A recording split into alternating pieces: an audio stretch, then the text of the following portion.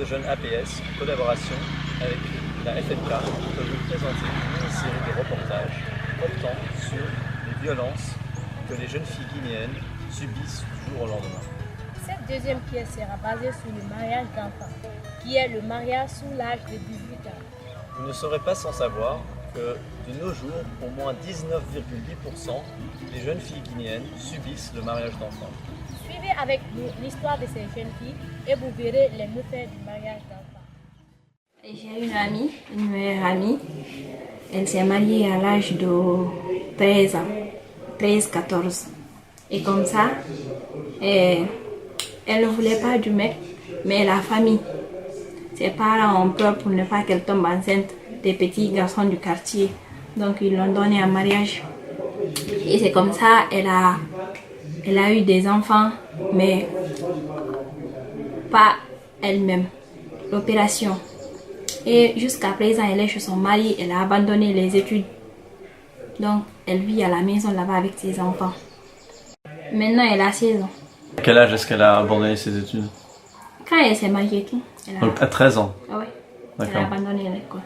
Elle était dans la même école que toi? Ah oui, la même classe. Elle me parlait des fois, elle me disait qu'elle a même envie de tuer son mari. Moi je lui disais de laisser, ça va aller. Et le mari, il avait quel âge? Le mari avait 60 et quelques. Oui, il avait une femme. Quand elle avait 13 ans, il avait 60 et quelques. Ah oui. Et ma copine était la deuxième femme. Ce mariage forcé, c'était une fille. Et cette fille, c'était ma copine de quartier. Chaque fois, elle venait me voir, puisque je faisais la même classe qu'elle, mais on ne faisait pas même école. Alors, chaque fois, elle venait me parler de ses problèmes. Et un jour, elle est venue me parler de ce problème que ses parents lui ont proposé de lui donner à un homme. Mais cet homme, le petit frère de cet homme était fiancé à la petite sœur de ma copine. Et ses parents ont jugé nécessaire de donner la fille au monsieur. Mais elle n'était pas d'accord. Bon, suite à ça, elle a abandonné l'école. Elle ne partait plus. Là, comme elle faisait le brevet, elle a échoué au brevet. Donc, on lui a donné en mariage. Et au finish, elle a divorcé. Après, elle était stérile. Donc c'était à quel âge que ça a commencé? 15 ans. 15 ans. Ouais. Donc c'est un mariage d'enfant aussi. Oui. Mais elle n'est plus là. Elle a quitté la ville. D'accord. Elle est où maintenant? Elle va... Je sais plus. Je sais pas ses nouvelles. D'accord. Donc elle a complètement quitté sa vie ici. Avec ses parents. Donc, elle n'a plus continué ses études. Non. Et présentement, elle n'a pas repris. Elle n'a rien repris. Jusqu'à présent. Il y a une fille dans notre salle, là j'ai remarqué, elle fait la terminale, mais sa fille fait déjà la 4e année. Maintenant un jour j'ai essayé de parler avec elle. Elle a dit, elle a divorcé avec son premier mari là. Maintenant elle s'est remariée, elle est même en état actuellement. Je lui ai demandé, j'ai dit pourquoi ça, elle m'a dit, parce que les parents ne sont pas riches, la pauvreté est là. Et le monsieur qui voulait de moi en mariage, celui des riches. Moi, personnellement, je ne voulais pas, mais ma famille m'a obligée de se marier à cet homme. Et sinon, ils vont me renvoyer de la famille. C'est comme ça qu'elle a accepté. Maintenant, elle s'est mariée avec le monsieur. À un moment donné, le monsieur lui a abandonné. Maintenant, elle devrait être, comme elle m'a dit, à l'université comme ça. Elle fait jusqu'à présent la terminale, on est ensemble. Après, elle a divorcé avec le monsieur. Elle est restée encore dans ça là. Il y a un autre qui lui avait s'est remarié, mais elle, là où elle est là, elle n'est pas du tout en bonne santé. Tout le moment, elle est noisée. Quand je lui demande, elle me dit c'est parce que j'ai été mariée très tôt. Donc, ce n'est pas de ma faute. Je ne peux plus rien faire. C'est comme ça que c'est ma famille. Non. Ce qui concerne le mariage précoce, ce que j'aimerais ajouter à ça, c'est que c'est un phénomène qui nuit la vie de la femme. Donc il faudrait qu'on arrête ça du tout. Même si la famille vit ici une situation très difficile, mais peut-être un jour ils vont reconnaître le beau jour et tout ça là, ça va finir. Et même s'il n'y a rien, Laissez d'abord les filles étudier. Quand elles vont étudier, peut-être demain, tout ça là, ça va. Mariage précoce, il faut qu'on arrête ça. Les parents, ils n'ont qu'à laisser là faire de l'argent. L'argent, s'il y a l'amour, mais l'argent là, ils n'ont qu'à laisser ça. La pauvreté, c'est pas un crime. Donc c'est mieux d'être amoureux, mais en pauvreté, que riche, et sans amour. Oui, l'amour compte plus que l'argent. Si on aime, on pense même pas à l'argent. J'avais 13 ans. Elle est venue, il dit qu'il veut une femme pour le mariage. Maintenant, elle est venue dans la famille, elle a expliqué, il m'a montré qu'il veut de moi le mariage. Elle a trouvé mon père, il a expliqué. Mon père nous a acceptés. Mais mon père m'a appelé, il m'a expliqué qu'un homme veut m'épouser, de m'épouser. Je dis vraiment, je ne veux pas alors là. Je suis petite, je suis un enfant. Et j'étudie aussi. Après ça, mon père m'a dit forcé, c'est lui qui va m'épouser. Je dis non, je ne veux pas. Ok, après ça, elle a trouvé l'homme, elle a expliqué qu'il va me marier. Mais la famille paternelle, c'est eux qui sont acceptés le mariage. La famille maternelle n'a pas accepté. On a resté comme ça. Ça, c'était août.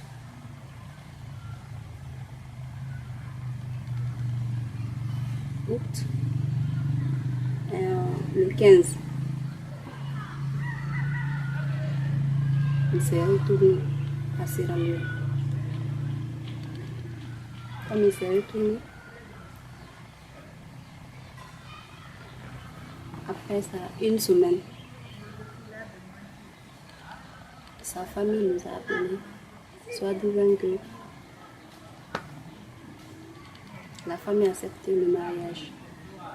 Mais mes soeurs, mes frères n'ont pas accepté le mariage, sauf mon père et ma mère et la famille maternelle. Ok, sa famille nous a appelés, soit disant qu'ils ont fixé la date pour le mariage. Ça s'est fait fin d'août. Qu'il va envoyer l'argent pour le mariage. Il était là-bas, il a envoyé l'argent. On a fait le mariage pendant une semaine. Mais le jour du mariage, on a dit à sa mère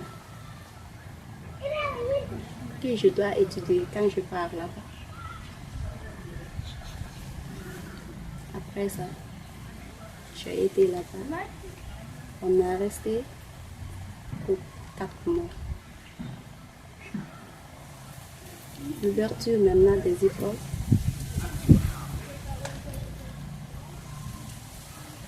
On nous a dit, moi-même, je l'ai dit que maintenant, bientôt l'ouverture, je dois reprendre les études. Il m'a dit non, pour lui, une femme ne va pas étudier chez lui. Je dis, ah vraiment? On avait conclu alors, le jour du mariage. Quand je pars là-bas, je dois étudier. Il a dit non, il n'a jamais dit ça. Je dis, ah bon? Il dit oui. Je dis, d'accord, il n'y a pas de problème. Après, maintenant, j'ai appelé mon père. Je lui ai expliqué le cas. Il a dit qu'il n'y a pas de problème, il va l'appeler. Il a appelé mon mari. Il m'a dit, ah vraiment, qu'est-ce qu'on avait compris le jour du mariage? Il dit, ah vraiment rien. Il dit, une femme, il a répété le même mot, qu'une femme ne va pas étudier chez lui. Mon père a raccroché le téléphone. Après un mois, j'ai appelé mon père. Je lui ai expliqué. Je dis, ah vraiment, mon mari n'a pas accepté que je continue les études. Il dit, ah vraiment, patiente-toi. Comme c'est la religion, tu ne peux rien faire. C'est l'obligation. J'ai dit, ok, il n'y a pas de problème. Moi aussi, j'ai resté là-bas. Mais chaque fois j'appelais mon père, je dis vraiment, je ne peux pas rester ici, sans rien faire. Je ne te dis pas, je ne vends pas, je ne fais rien. Pour ça, c'est à la maison seulement. Travail, je dis, je ne peux pas. Je suis restée là-bas pendant un mois. J'ai appelé mon père. Je dis, ah vraiment, il faut l'appeler mon mari, de lui dire ce que je peux faire. Parce que je n'ai rien appris à l'enfance comme du métier. Maintenant, mon père a appelé mon mari, soit disant que maintenant je dois faire quelque chose. Il dit, il n'y a pas de problème. Il dit, d'accord. Ce que je peux, je vais acheter un congélateur pour elle, pour qu'elle vende l'eau et les jus. Je dis, ah moi je ne veux pas ça, je ne peux pas vendre. On est resté là-bas. Jusqu'à 2 mois, il a acheté. J'ai commencé à vendre. Mais, en ce temps-là, je n'ai pas eu l'enfant. J'avais eu l'avortement une fois. En ce temps-là, il n'était pas d'accord. Chaque fois, je viens chez mes parents. Il me frappe. Il dit que moi, je ne donne pas l'enfant. Je dis, ah vraiment, c'est pas moi, c'est Dieu. Le jour où j'y viendrai, peut-être Dieu va me donner un enfant. Deuxième avortement encore. Il a dit qu'il ne veut pas de moi, sauf que je cherche des médicaments. Je suis retournée chez mes parents pour chercher des médicaments. Je suis restée pendant un mois. Je me suis retournée. Mais toujours ça ne va pas. Qu'il ne veut pas de moi maintenant. Que moi je ne donne pas des enfants. Il veut chercher une femme, deuxième femme.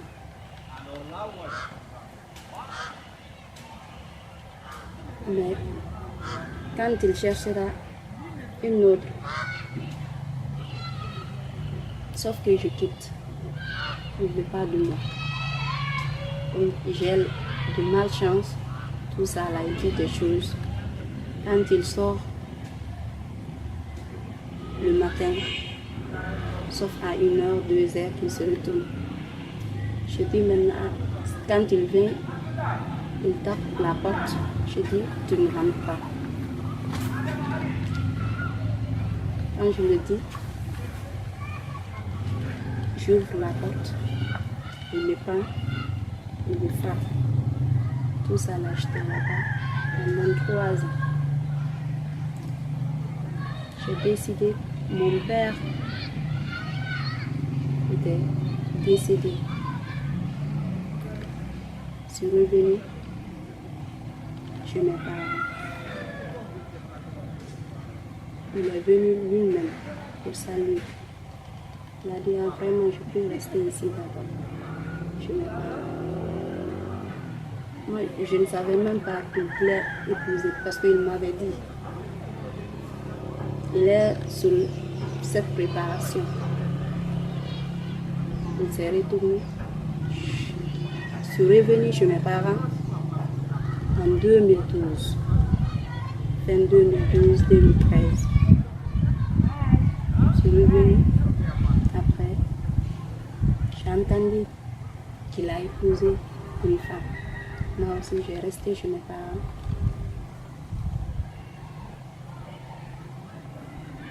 Un jour, mes parents m'ont demandé, et mes frères, vraiment, qu'est-ce que tu voulais faire maintenant? J'ai dit, vraiment, je voulais continuer les études. Parce que tout ça là, il m'a mis en retard. Sinon, en ce temps-là, j'étais à l'université. Tous mes amis sont à l'université. Moi-même, quand je vois ça, j'ai honte de moi-même. Mais comme c'est Dieu, c'est le destin, je ne peux rien faire. J'ai dit, je peux continuer les études. J'ai commencé en 7e, 2013. J'ai commencé la 7e. Jusqu'aujourd'hui, maintenant, je suis au lycée.